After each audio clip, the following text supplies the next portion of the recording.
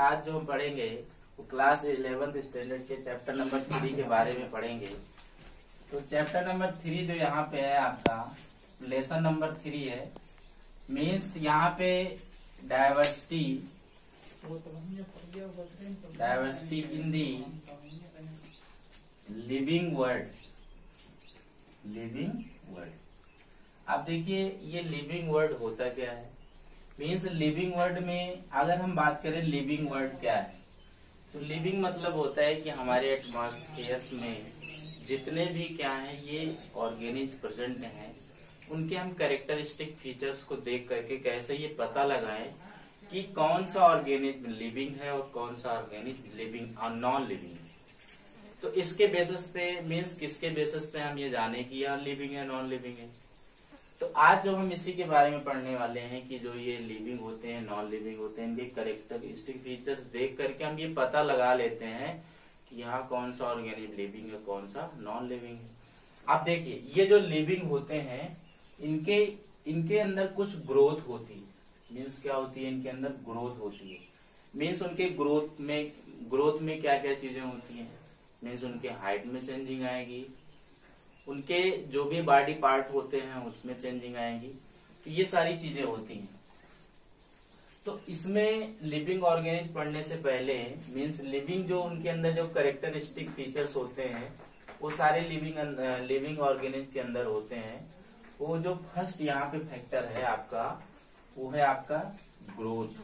क्या है? ग्रोथ। तो ग्रोथ आप पढ़े भी होंगे, इसके पहले आप ऑलरेडी ग्रोथ के बारे में जानते होंगे, वृद्धि पढ़े होंगे। तो ग्रोथ क्या होता है? ग्रोथ एक इरेसवर्सिबल प्रोसेस होती है। क्या होती है? इरेसवर्सिबल, जो दोबारा से ना बने। मीन्स एक बार ग्रोथ जैसे कि ह्यूमंस के अंदर आ गई है तो दोबारा से अपोजिट होकर के फिर से उसको न्यू लाइफ ना मिले, तो ये इरेसवर्सिबल ग्रोथ होती है। तो ग्रोथ हम कह सकते हैं कि the growth is,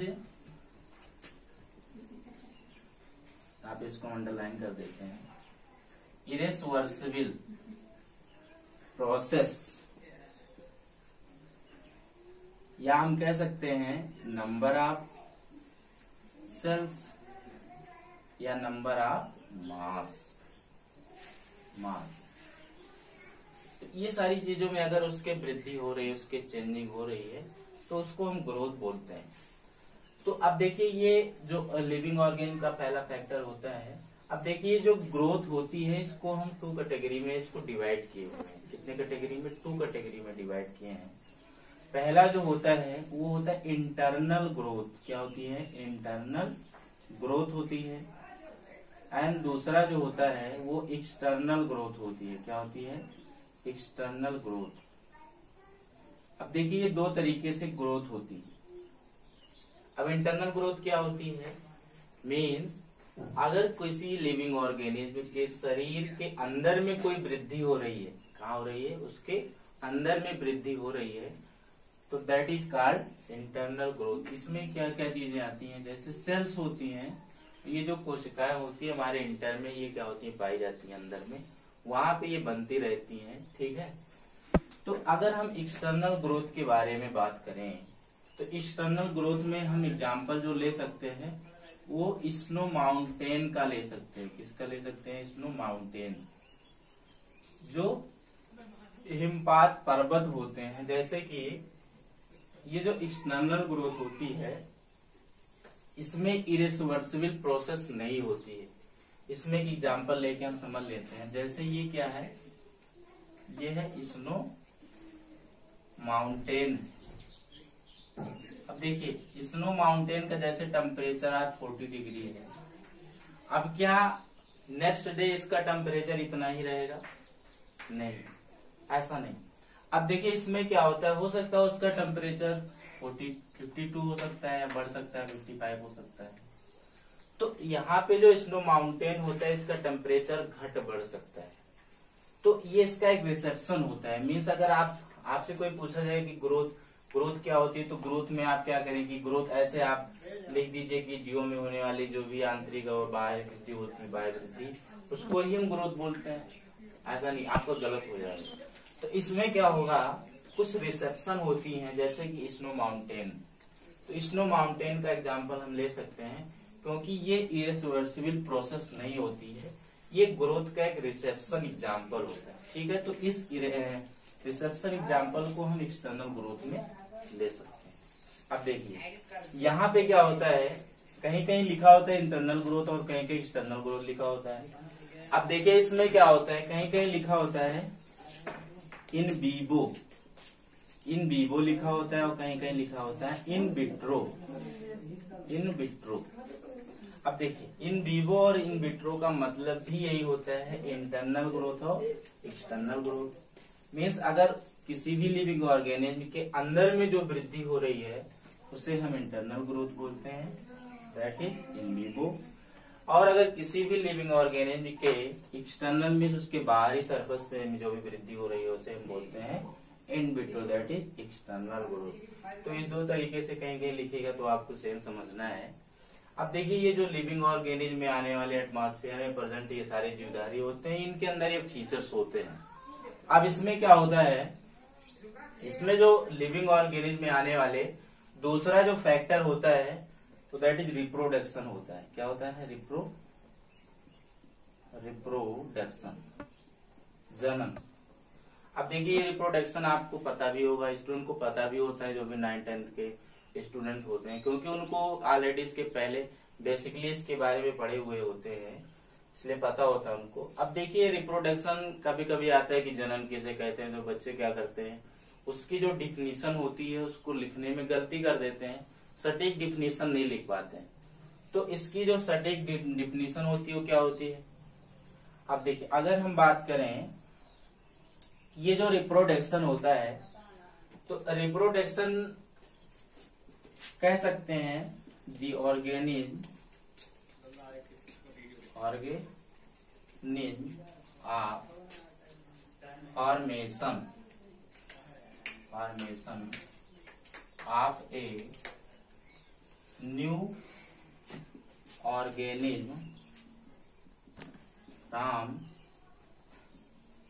parents similar itself. Means जनन एक प्रकार की ऐसी प्रक्रिया होती है जो कि अपने पेरेंट्स से मीन्स सिमिलर होती है। क्या होती है, सिमिलर होती है। या आप हिंदी में बोलते हैं कि जनन एक ऐसी प्रक्रिया होती है जिनमें क्या होते हैं कि जीव अपने जैसे संतान उत्पन्न करने की क्षमता रखते हैं। तो क्या ये सिमिलर ही होते हैं जितने भी आपको पढ़ाया है, मतलब रिप्रोडक्शन मीन्स आपको बताएगा कि रिप्रोडक्शन तो पता होता है, सबको पता होता है, लेकिन इसमें क्या होता है कि रिप्रोडक्शन किस तरीके से लिखा जाए, इसकी डेफिनेशन जो होती है, तो इसकी डेफिनेशन नहीं सेम होती है आपकी। The organism of formation of a new organism from parents, या आप एग्जिस्टिंग भी कह सकते हैं यहाँ पे, ठीक है, सिमिलर इटसेल्फ, ठीक है। अब देखिए ये क्या मैंने आपको भी बताया कि ये जो ऑर्गेनिज्म होते हैं क्या वो सिमिलर ही होते हैं, मीन्स जो भी उसमें से न्यू इंडिविजुअल्स आते हैं, न्यू ऑर्गेनिज्म आते हैं, क्या उसके अपने पेरेंट्स से वो सेम ही होते हैं, ऐसा नहीं है। इसमें क्या होता है कि इसमें कुछ ऐसे डिफर होते हैं। क्या होते हैं, डिफर होते हैं। मीन्स ये जो रिप्रोडक्शन होता है दो तरीके से होता है। मीन्स क्या होता है, इसमें पहला वो एसेक्सुअल होता है। क्या होता है, एसेक्सुअल रिप्रोडक्शन,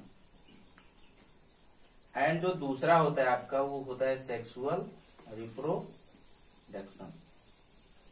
तो दो तरीके से हम इसको जान सकते हैं कि ये सेक्सुअल क्या होता है और सेक्सुअल क्या होता है। अब देखिए एसेक्सुअल्स में किसी भी मीन्स यहाँ पे जो होते हैं वो सिंगल पेरेंट्स, यहाँ पे क्या होते हैं सिंगल जो होते हैं ऑर्गेनिज्म यहाँ पे इन्वॉल्व करते हैं। यहाँ पे टू ऑर्गेनिज्म इन्वॉल्व नहीं होते, यहाँ पे एब्सेंट होते हैं। मीन्स यहाँ पे जो जनन करने की प्रक्रिया होती है इसमें केवल और केवल सिंगल ऑर्गेनिज्म ही क्या होते हैं, प्रेजेंट होते हैं। लेकिन जो सेक्सुअल होता है इसमें रिप्रोडक्शन करने के लिए टू ऑर्गेनिज्म का होना क्या है, कंपलसरी होता है। तो अब इसमें क्या होता है, सेक्सुअल रिप्रोडक्शन में ये सारी चीजें होती हैं, लेकिन इसमें एसेक्सुअल में नहीं होती है। अब देखिए सेक्सुअल में क्या होता है, इसमें 2 ऐसे ऑर्गेनिज प्रेजेंट होते हैं, एक तो होता है आपका मेल और दूसरा क्या होता है फीमेल। मीन्स ये जो मेल होते हैं और दूसरा जो फीमेल होता है, इनके पास n नंबर ऑफ क्रोमोसोम होते हैं और इनके पास भी n नंबर ऑफ क्रोमोसोम होता है। जब तक ये आपस में फ्यूज नहीं किए रहते हैं, ये क्या होते हैं हेप्लॉइड के स्टेज में होते हैं। किसमें होते हैं, और ये भी हेप्लॉइड के स्टेज में होते हैं। लेकिन ये नंबर ऑफ क्रोमोसोम क्या होता है, मीन्स अगर कोई ऑर्गेनिज एक सेम है, जैसे कि डॉग है, एलिफेंट है, तो डॉग है तो डॉग के अंदर जो भी क्रोमोसोम होगा वो सेम होगा। एलिफेंट है तो उसके अंदर जो भी क्रोमोसोम होगा, उसके आने वाली जो भी न्यू जनरेशन है उसमें भी सेम होगा। तो इस तरीके से ये आपका क्रोमोसोम होता है। तो जब तक फ्यूज नहीं किए होते हैं वो ये नंबर ऑफ क्रोमोसोम में होते हैं, मेल भी और फीमेल भी। अब ये जैसे ही आपस में फ्यूज करते हैं, मीन्स फर्टिलाइजेशन करते हैं, ये बनाते हैं 2n गैमेट्स। क्या बनाते हैं 2n गैमेट्स। इसको फर्टिलाइजेशन भी बोलते हैं। फर्टिलाइजेशन मीन्स क्या होता है, निषेचन जिसे बोलते हैं। मीन्स फर्टिलाइजेशन एक ऐसी प्रक्रिया है जिसमें मेल और फीमेल का आपस में जुड़ना, ये क्या होता है फर्टिलाइजेशन होता है। तो अब जैसे ही आपस में ये फ्यूज हो गए तो ये बनाए 2n number of chromosome. Means जो भी इसके अंदर जो क्रोमोसोम होते हैं उसमें 40 सेल्स होती हैं उसके इनर में। अब इसमें जो गैमेट्स होंगे वो 2n होंगे। तो इस तरीके से यहाँ से जो भी अब न्यू ऑर्गेनिज्म आएंगे वहां से नई क्या होते हैं, आगे की जो प्रक्रियाएं होती हैं वो स्टार्ट हो जाती हैं और आगे उसकी पीढ़ी चलती रहती है। तो इस तरीके से ये स्टूडेंट पूरा आपका ग्रोथ और रिप्रोडक्शन था। अगर आपको इसमें कोई प्रॉब्लम है, कोई क्वेरी है तो आप पूछ सकते हैं, कमेंट कर सकते हैं। और एक बात स्टूडेंट, अगर अभी तक जो भी हमारे चैनल को सब्सक्राइब नहीं किए हैं वो कृपया सब्सक्राइब करें। और स्टूडेंट अगर आपको इसमें से कोई दिक्कत होगी, कोई प्रॉब्लम होगी तो कमेंट करिएगा। स्टूडेंट आज के लिए इतना ही। Thanks for watching.